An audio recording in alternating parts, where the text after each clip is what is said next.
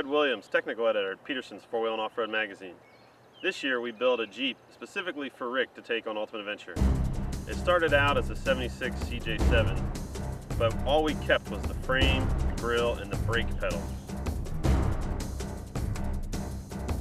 So we built the Jeep in a really short time, but we used something from everybody on our sponsors list. We started the Jeep project about 2.5 months ago. Rick's a big airplane fan, so we wanted to come up with something that was part Jeep, which is his main love, and airplanes. So we designed and built what we call the CJ17, part Jeep, part B-17 bomber. Under the hood we have a 430 horsepower LS3 engine from GM Performance Parts. It's one of their E-Rod engines, which is a smog legal engine, crate engine for swapping into hot rods, late model Jeeps, just about anything you want to take off-road or down the highway. This thing has more power than Payway's ever had in a Jeep. You should be ripping it up out there all week long.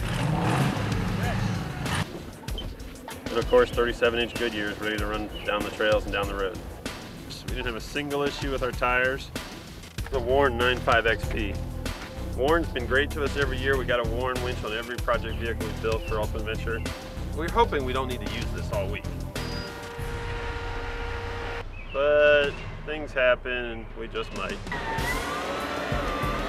And Hobart, we use them to help weld up some final parts on the roll cage so the thing's dialed in. Underneath we have BDS leaf springs. These are leaf springs, front leaf springs out of a Jeep Wagoneer. We've modified them a little bit, beefed them up, so they should be good to deal with the 430 horsepower we got to play with this year. Overkill Engineering does a full line of body armor for Jeeps. We worked with them, came up with some rock sliders specifically for this Jeep.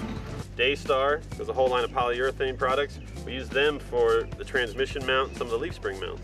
High lift jack, there's a high lift buried in the back of that Jeep right in front of the spare tire. This is our Warn recovery point. This is where we're going to hook up our bubba rope and pull the other guys out. That's for the next guy. We're really hoping we don't need to use this to pull ourselves out. And this is coffee. This Jeep wouldn't be done without coffee.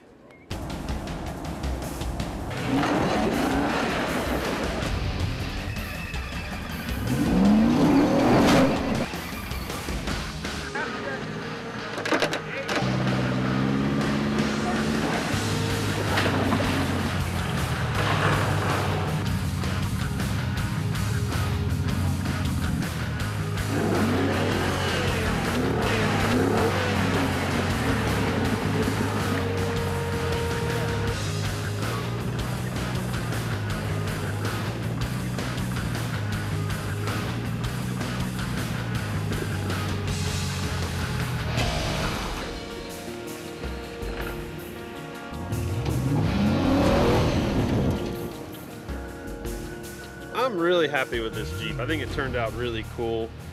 We wanted to do a Jeep that was kind of unique. It worked good, it turned out cool.